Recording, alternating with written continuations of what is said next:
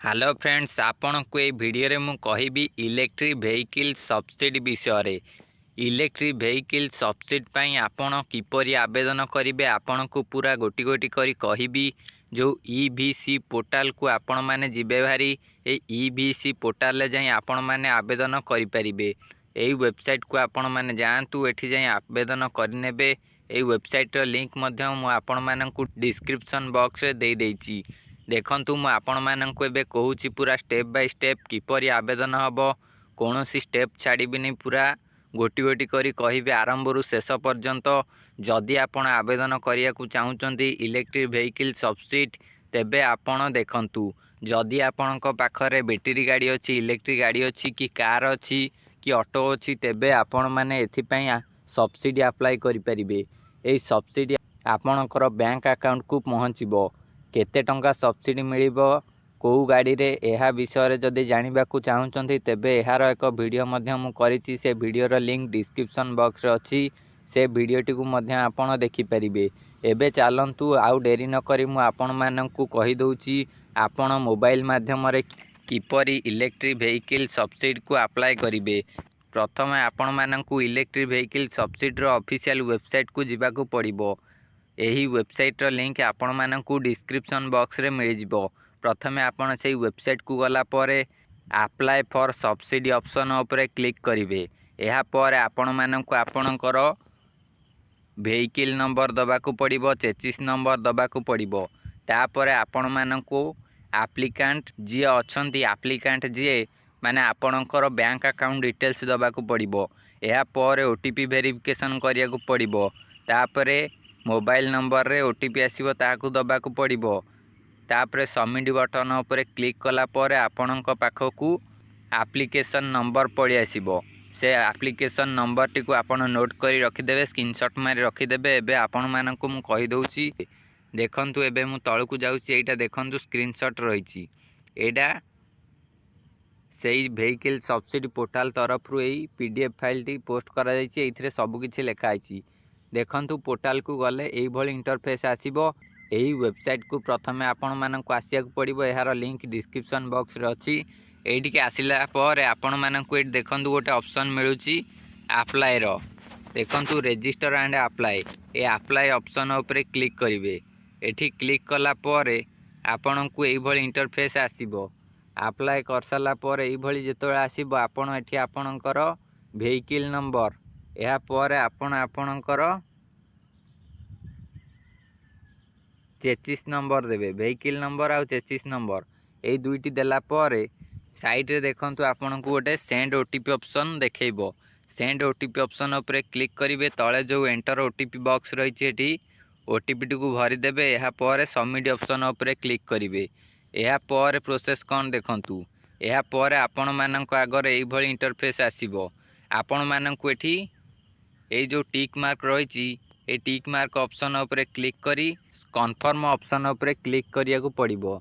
देखंतु एठी लेखा जायछि the vehicle owner by the verify the vehicle details showing and confirm by clicking the check box. प्रथमे आपण माननकू ए जो चेक बॉक्स रहिछि, चेक बॉक्स उपरे टिक मार्क लगिया पड़िबो। एहा परे कन्फर्म ऑप्शन उपरे क्लिक करिया पड़िबो। ए सब करि सारला परे आपण नेक्स्ट प्रोसेस को जिबे। नेक्स्ट प्रोसेस कोन रहिछि देखंतु।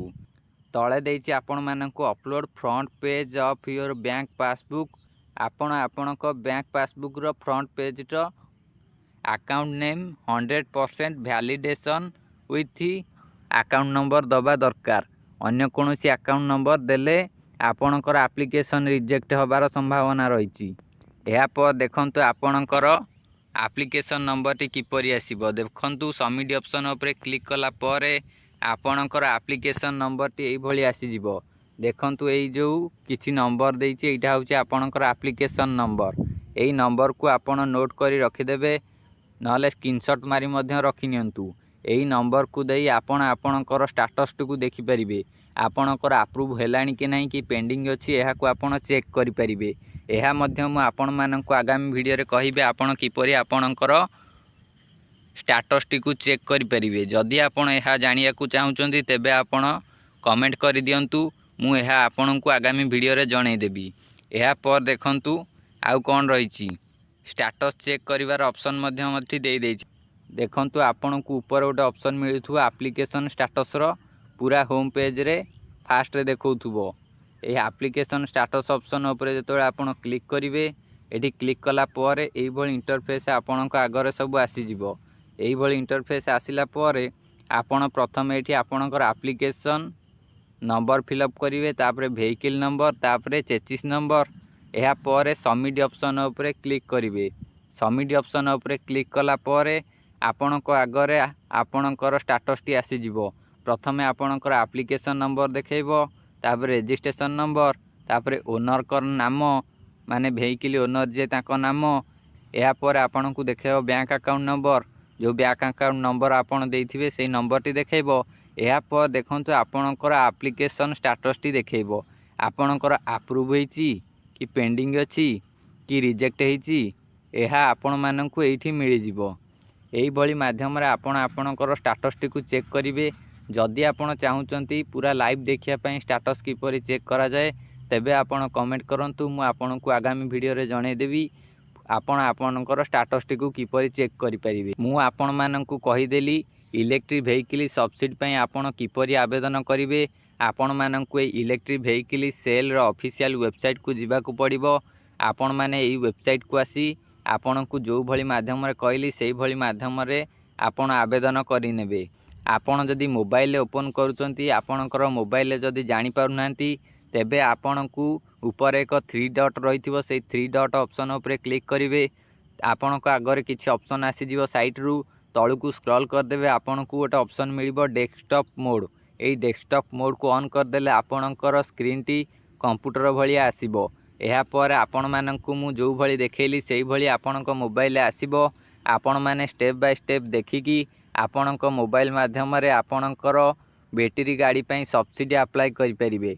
आपणकर इलेक्ट्रिक जे कोनोसी व्हीकल रहिछि सेथि पई आपण सब्सिडी अप्लाई करि नेबे। आपणकर बैंक अकाउंट को टंका मध्य आसी जिवो। जदि आपण अप्लाई करिया को चाहुचंती तेबे एही भली माध्यम रे अप्लाई करि नियंतु। एहा सहित ए वीडियो को गोटे लाइक करी चैनल को सब्सक्राइब करंतु। एही भली सबु इन्फॉर्मेशन पाई परिबे। एहा सहित जदि आपण स्टाटस किपरि चेक हबो लाइव देखिया को चाहुचंती तेबे आपण कमेंट करंतु। मु आपन को आगामी वीडियो रे देखै देबी स्टाटस टी किपरि चेक हबो।